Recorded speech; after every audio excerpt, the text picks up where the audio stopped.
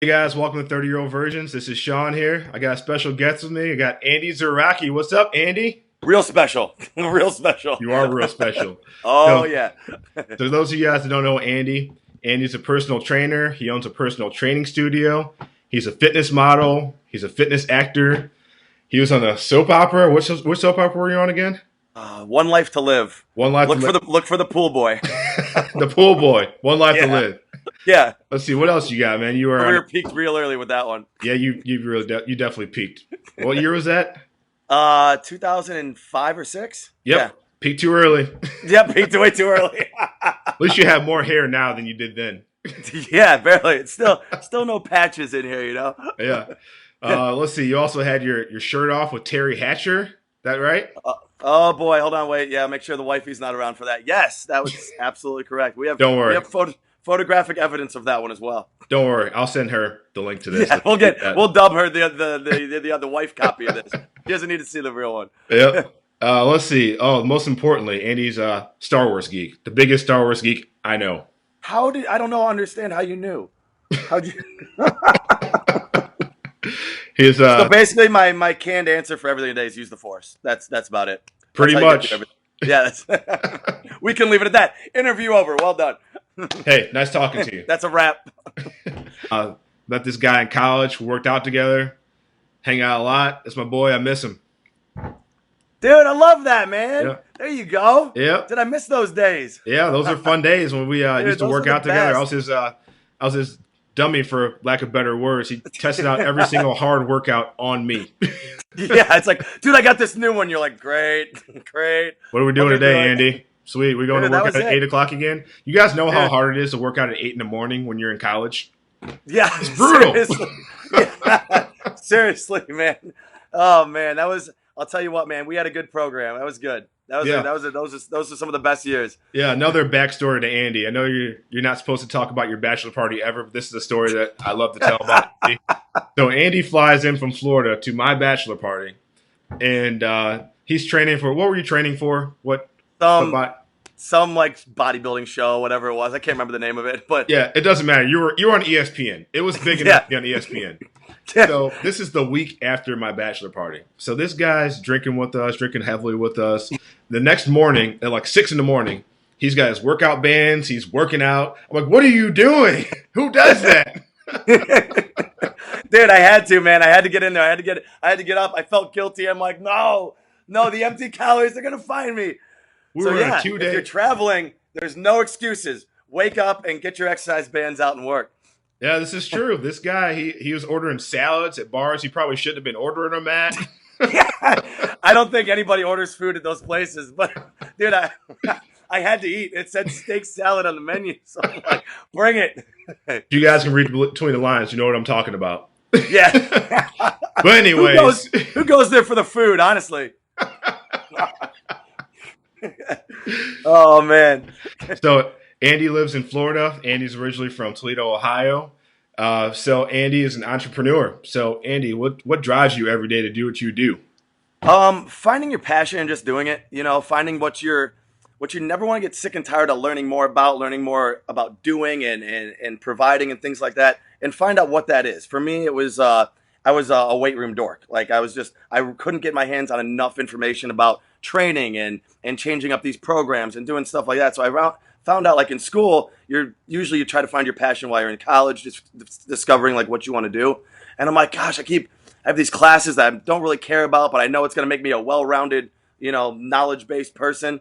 But I was like, every type of book I get my hands on for training, I was just like from front to back, I couldn't get through it fast enough. So find out, like, that should give you a light bulb for anybody thinking. Is just like, what do I crave information? Maybe you crave information about fashion. Maybe you crave information about cars. Maybe you crave information about food. Maybe you're just not craving too much food. We'll get into that. But whatever that is, whatever you find, like, hey, in my downtime, this is what I find myself loving to do. Make your downtime your work time. Like, what flip-flop that. Like, if you're not happy doing something, take what you enjoy doing and try to make money doing it. Try to make a name for yourself doing that. That's perfect. I couldn't have said it better myself. That's also another reason why I started this blog. It's a passion of mine. And it's one thing that people don't talk about. People don't talk about doing things that you love. Not enough, at least, right? Yeah, that's it, man. Let's do it. Yeah, so going into that, when most people turn 30, their body kind of turns to crap. Itis. Itis. You learn about all these words that end in itis. Tendinitis, bursitis, plantar fasciitis. Dude, I swear, it just becomes like when you hit 30, it's just itis. It's full of itis. Yeah, the only itis I know is when you eat too much and you just fall asleep. Yeah. Oh, dude, right there. I got that itis. I got the itis.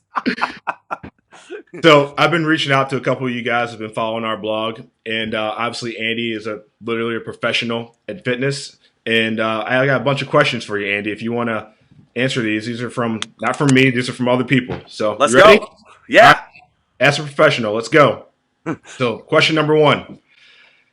So if you're skinny, what's the best way to put on mass and keep it up? You should know about Eat. You are really skinny. Eat. Eat what? Eat.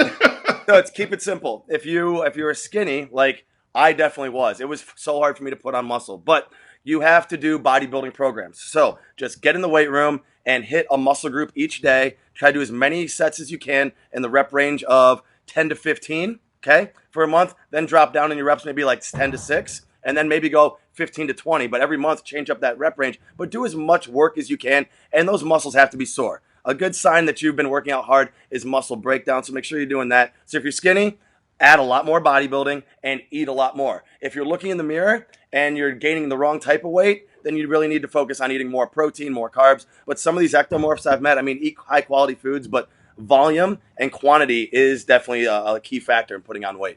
Awesome. Question number 2. I think you know who this came from.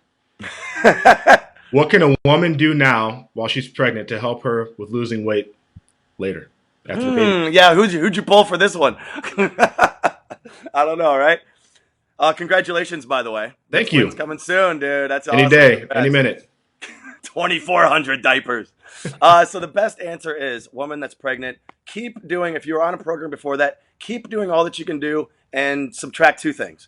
Jumping, doing a lot of plyometrics, things like that. Take out jumping because all the jostling around in there. And also prone positions or lying on your stomach. You don't want any pressure there. But use common sense. No jumping around, no jostling, no pressure directly on the abdomen. And then keep doing what you love. And if that baby weight, it might be enough for you to just do at-home workouts because you're at home. I understand you're tired, things like this. But now you've got, especially with twins, you could have anywhere from 20 to 40 pounds of extra weight on your body. Use that weight. Do squats. Do lunges. Do push-ups on the countertop. There's a variety of different fitness pieces of equipment available that you can just have right in your home. And go out and just keep continuing doing what you want to do as long as you can, and you're pain-free. Pain-free is the key. Don't do anything. Don't do anything crazy. There's some internet videos out there that stay away from that stuff. Keep it simple. Squats still work. This is true. So question number 3. Speaking of squats, this actually did not come from me. This actually came from 2 separate people. Same question. Okay.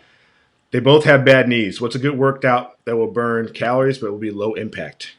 Low impact, burning calories and bad knees. All right. So again, with knee pain, hip pain, any type of pain, you want to minimize the shock to that joint. So running, probably going to be out. If you have pain when you run, keep it simple. Don't run. If you have pain if you don't have pain while you ride a bike or an exercise ergometer, then do that. I'm a big fan of, I've done the Go Rucks and everything like that. I'm a big fan of if I'm taking the dog for a walk, if we're doing something, I throw on just a backpack with some weight in it and I'm walking around because I've had some tendonitis in my knees before, things like that from training. And guess what? You throw some weight on, and all of a sudden you're getting that weight in here in your core. You're burning a lot of calories just with that extra weight, and walk. Do other sorts of activities that don't involve jumping. So if you're strength training, lunges, deadlifts, squats, you can do all that as long as you are, the key word here is pain-free. So kind of test the waters a little bit. Go in the gym, say, all right, so I've noticed this knee pain. What's actually bothering it? Is it the up and down motion? Is it side to side motion? Is it only impact? And then you minimize down from there.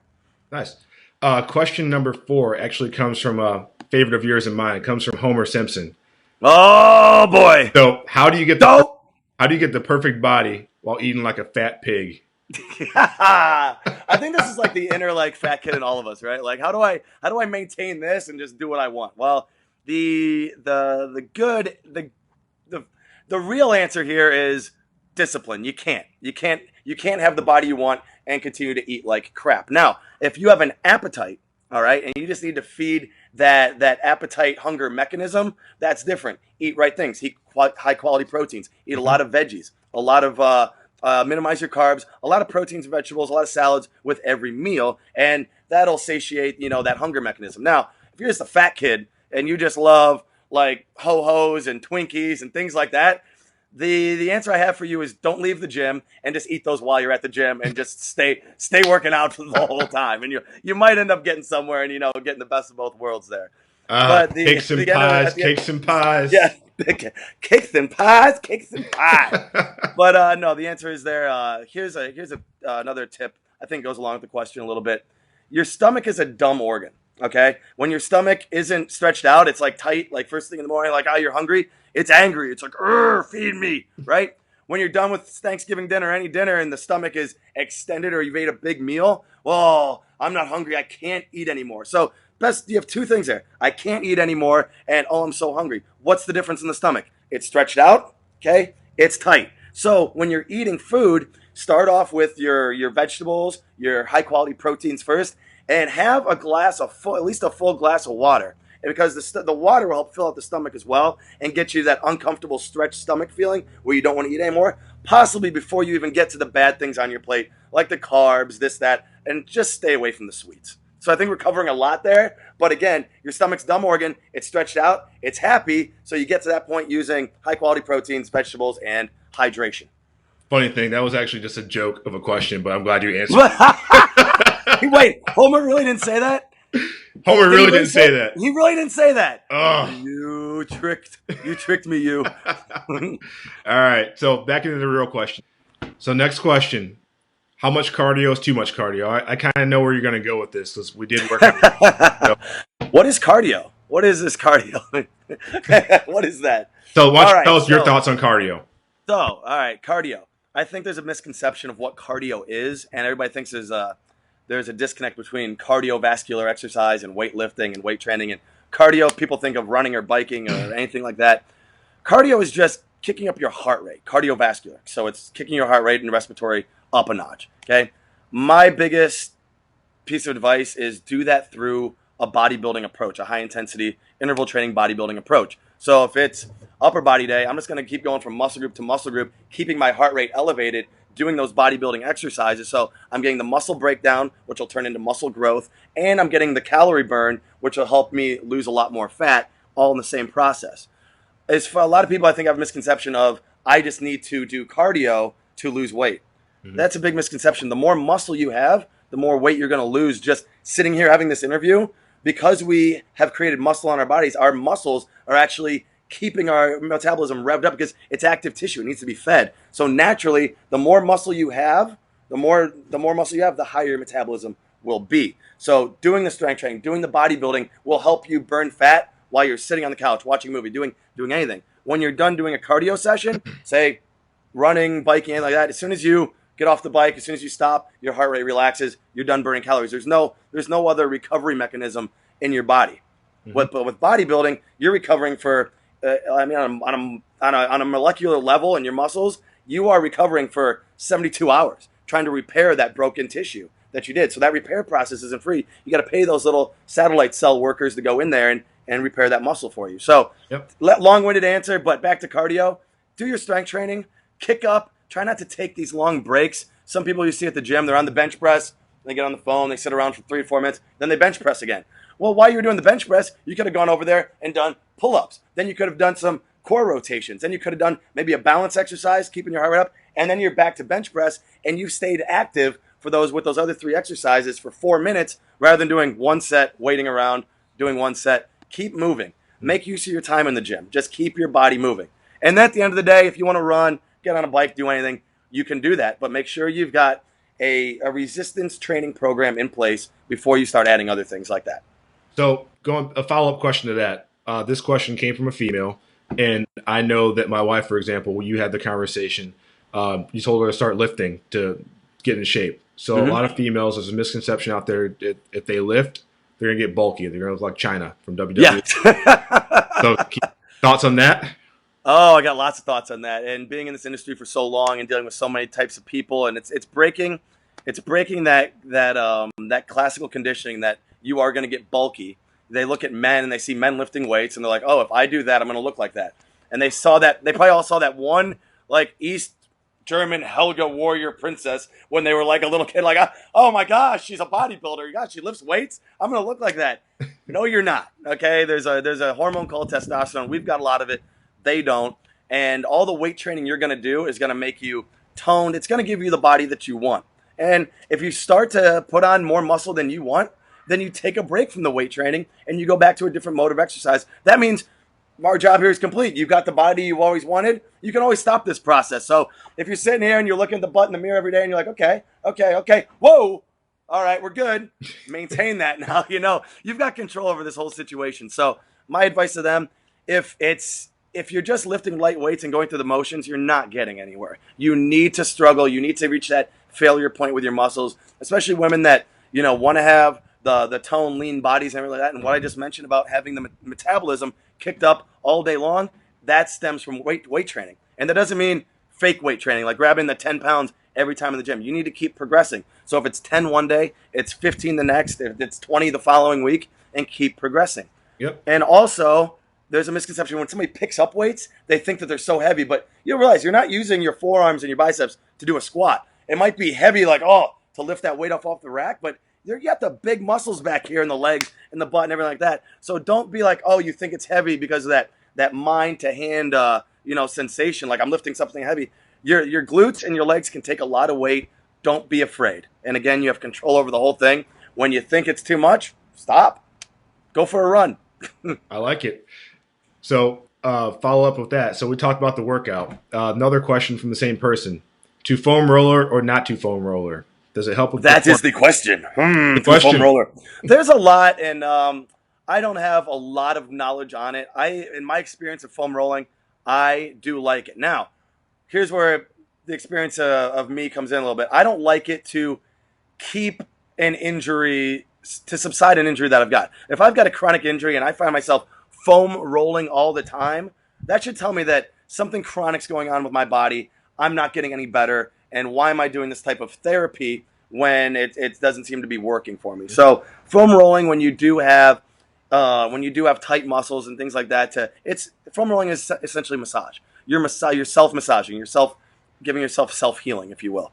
Do that to nurse an injury, to get through an injury, things like that. But if you constantly have that injury and it's being stemmed probably from a weight training program or some sort of exercise program, not just weight training, but anything, you got to correct it on the other side so you're not constantly foam rolling. If I see you in the gym for a month foam rolling, rolling out your IT bands, you're doing something on the other side of the program to cause that discomfort and that pain in your IT band. So you'd be smart about it. Yep. So this comes from Columbus, Ohio. I know where that. Oh boy. OH. IO. We won't mention that last one. We won't mention that last one. Anyways, the next two come from Columbus. Let's stay away from that. So if you could have one cardio machine in your house, what would it be? One cardio machine. Going back to my first answer, I would say a set of dumbbells. That is your cardio machine. Because what do we do? What do we learn? You can kick your heart rate up with weight training, and the icing on the cake is that you're breaking down muscle, you're toning, you're building the body that you want while burning calories, and you're kicking your metabolism up for days by doing weight training.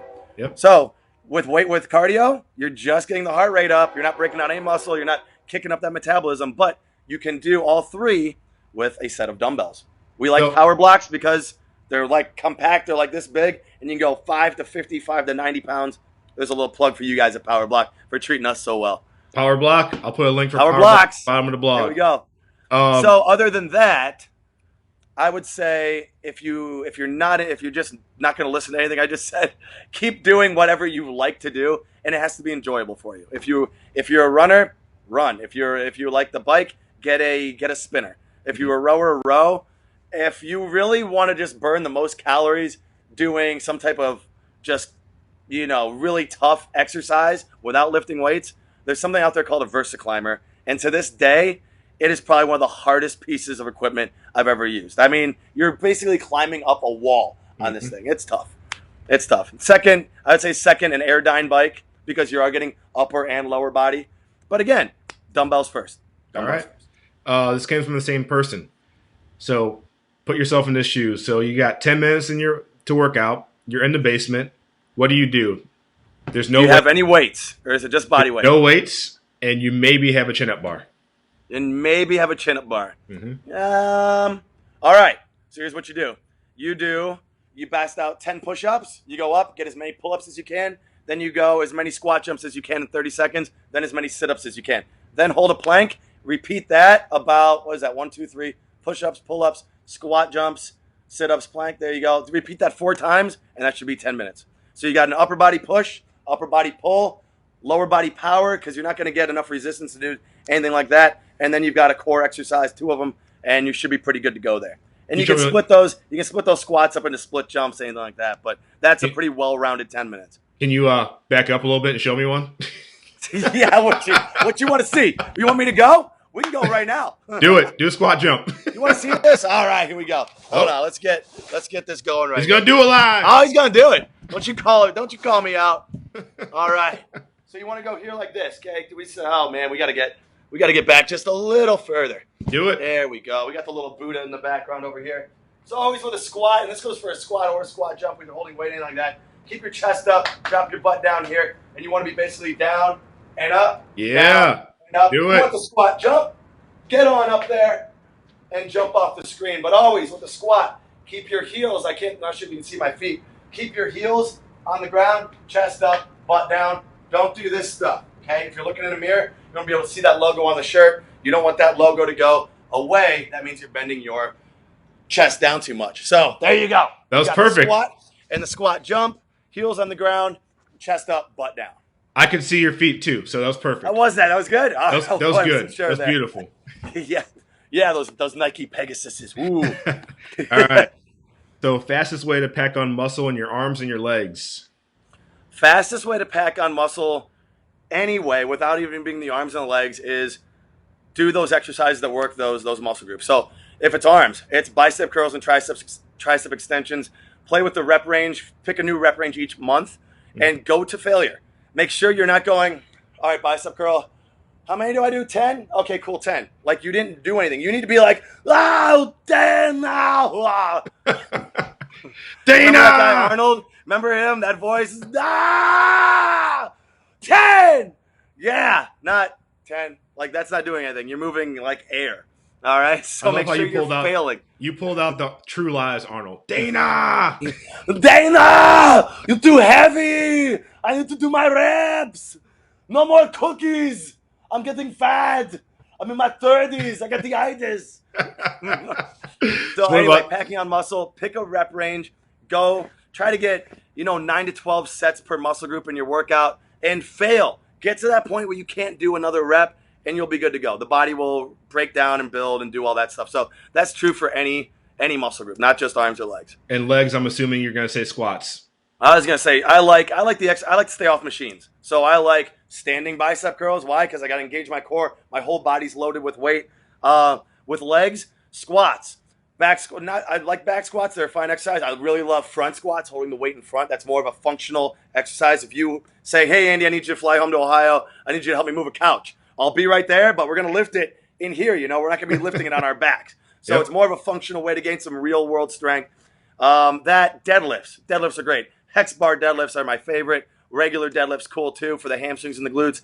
And then, throwing the calves and do all that. But if at the end of those exercises, then get on the leg extension machine, leg curl machine. But get those functional or those big body exercises in there first. Lunges too. Love some lunges. Lunges. Yeah. If you got a sidewalk out in front of your house, grab some weights and lunge down, lunge back, lunge down, lunge back.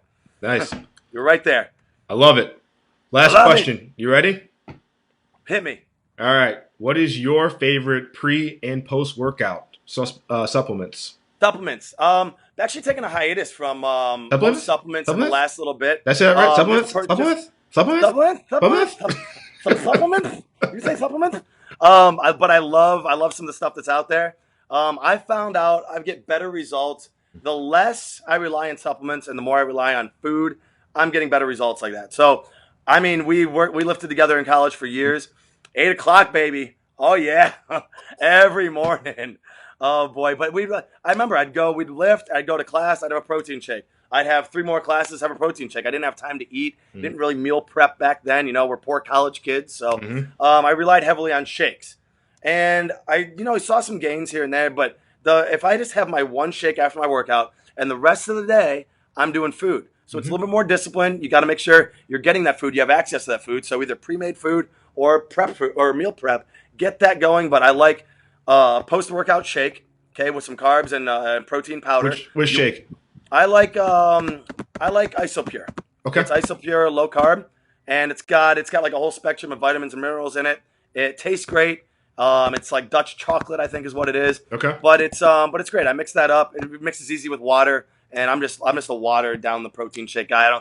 I used to do the smoothies and everything like that, but I'm like, nah, just kind of quick and easy with the blender bottle. Yeah. And then as far as pre-workout, there's really 3 ingredients that to this day aren't. Some people might think they're controversial, but all the research, and I like to follow ISSN, which is the International Society of Sports Nutrition, and whatever they think, I kind of take it. And that's where my opinion comes from. Okay. And creatine, beta-alanine, and caffeine.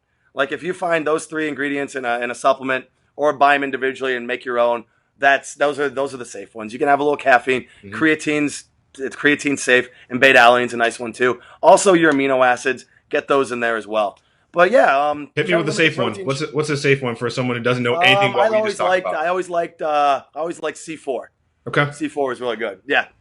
So that was probably my go-to. But again, with the shakes, get your post-workout shake and then get on with real food for the rest of the day. Awesome. So I think that pretty much concludes it, man. I really appreciate you jumping on. There's a lot. How'd I do it? Is that a high score? Did I get a high score? Did I win? You scored. You won. I win? You won. Dude, this is 30-year-old virgins. Nobody scores. Very true. Very true. There's no scoring in this blog at all. No, but I really do appreciate you jumping on, man. That's really great information. I appreciate you having me, man. It's an honor. Thank you. I'm going to get some really good feedback from this. I can tell already. I'm sure we'll have more questions for you. We look forward to talking to you again soon, man. All right. Love you, brother. Thank you so much. Thank you.